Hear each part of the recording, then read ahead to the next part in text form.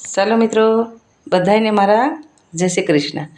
મિત્ર, રામાયણ અને મહાભારત વીતી ગયા, એના કેટલાય વર્ષો વીતી ગયા અને બધાય દેવી દેવસ્થાન હતા એ પોતાની થાન ઉપર વયા ગયા. પણ અહીંયા ત્રણ વ્યક્તિને મળતા ગયા: રાવણ, શકુની અને મંથરા. મિત્ર, તમે કોઈ માણસની આગળ સત્ય વાત બતાવો અને એ અસત્ય લઈ જાય વાતને, અને નાની નાની વાતમાં ખીજ કરીને, ક્રોધ કરીને બાંધવાનો પ્રયત્ન કરે ને, એ જીવતે જીવ રાવણ છે મિત્ર. અને કોઈ સ્ત્રી તમે એની આગળ દુઃખની વાત કરો અને જેની આગળ તમે દુઃખ ગાઈને વાત કરો, એ વાતને તમારી નાનકડી વાતની મોટી વાત કરીને, ભેળવીને વાત કરીને, કોઈના કાન ભરીને, એકાબીજાને બાંધણા કરાવીને મનમાં ઝેર રેડી દે ને, એ જીવતે જીવ મંથરા છે મિત્ર. અને શકુની તો ખોટા ખાસા વાતો કરીને, સોગઠાબાજી નાખીને માણસને જુદા કરાવવા જ માંગે. એવા વ્યક્તિ જે તમારી હામાં હોય ને મિત્ર, તો માનજો કે આ શકુની છે. રાવણ, શકુની અને મંથરા આ જગતમાંથી ગયું નથી, જીવતે જીવ છે, પણ એને તમારા પરખવામાં ભૂલ થાય છે. તમે એને પરખી જાજો.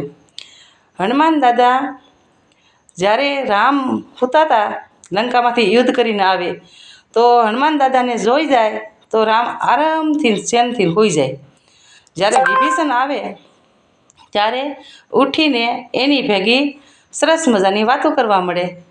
એ દૃષ્ટિએ હનુમાન દાદાએ જોઈને હનુમાન દાદાના મનમાં દુઃખ થયું કે રામને તો હું મારા પ્રિય માનું છું, મારા પ્રાણ કરતાં વાલા હું રામને પ્રેમ કરું છું, છતાંય હું એની પાસે જાઉં છું તો એ આરામથી સૂઈ જાય છે.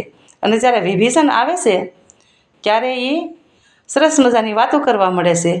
જઈને રામને પૂછ્યું હનુમાન દાદાએ કે રામ, મને દુઃખ થાય છે. ભગવાન, મને દુઃખ થાય છે, તમે આવી રીતે વિભીષણ ભેગા વાત કરો છો અને મને ભાળીને તમે સૂઈ જાઓ છો, તો મને ઈશ્વર દુઃખ થાય છે એ કે.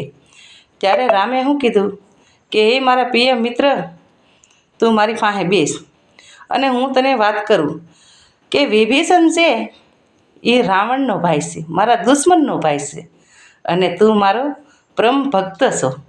એટલે તને જોઈને હું ચેનથી સૂઈ શકું છું, એને જોઈને હું સૂઈ નથી શકતો. એટલે હું એની આગળ આરામથી બેસીને વાત કરું છું. એટલે મિત્ર, તમારે નક્કી કરવું, વિભીષણ જેવા વ્યક્તિ ભેગું બેસવું કે હનુમાન દાદા જેવા વ્યક્તિ પાસે બેસવું. ભરોસો કેના ઉપર રાખવો એ તમારે નક્કી કરવું મિત્ર.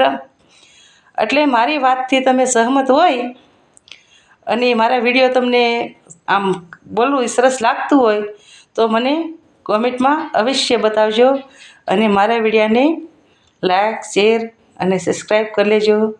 બધાને મારા જય શ્રી કૃષ્ણ મિત્રો.